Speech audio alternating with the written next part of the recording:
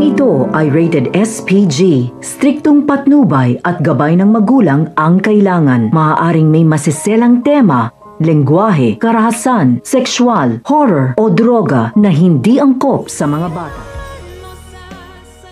Mariing itinanggi ni Moira na may kinalaman siya sa masamang sinapit ni Don Pepe nang paulit-ulit siyang pagbintangan ni Giselle.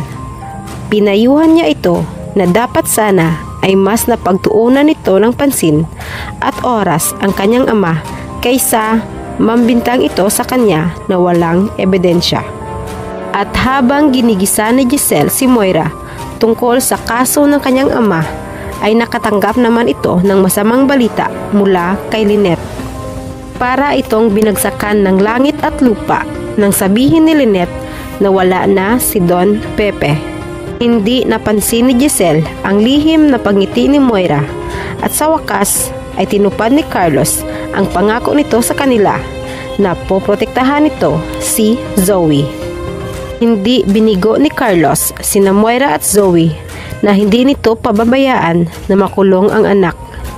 Nabawasan na rin sa wakas ang mga alalahanin ni Moira dahil tinulungan siya ni Carlos na patahimikin si Don Pepe.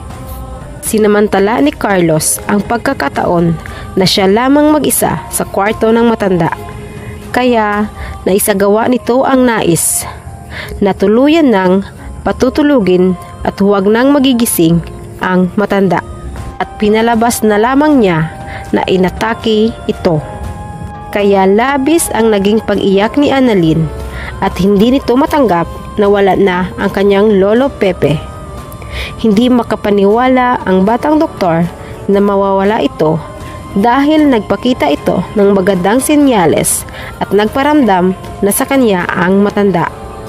Samantala, nagkatotoo ang sinabi ng tendera kay Robert tungkol sa paru-paro na dumapo sa kanyang balikat, na ang kanilang mga mahal sa buhay ang nagpaparamdam sa kanila dahil tuluyan na siyang iniwan ng ama.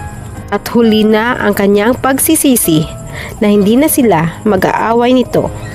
Hindi niya rin natupad ang pangako na susulitin pa nila ang oras na magkakasama sila, kaya napaluha na lamang si Robert habang nakayakap kay Annalyn. Habang si Lynette naman ay labis na awa ang naramdaman para sa kanyang anak at para kay Giselle na itinuring niyang kaibigan. At napaiyak na rin ito.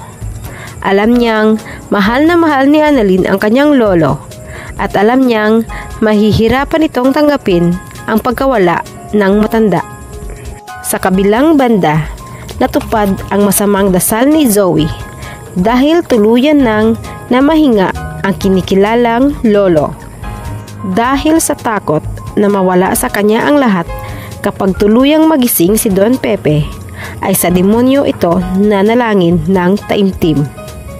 At biglang gumaan ang lahat ng kanyang masasamang pasanin.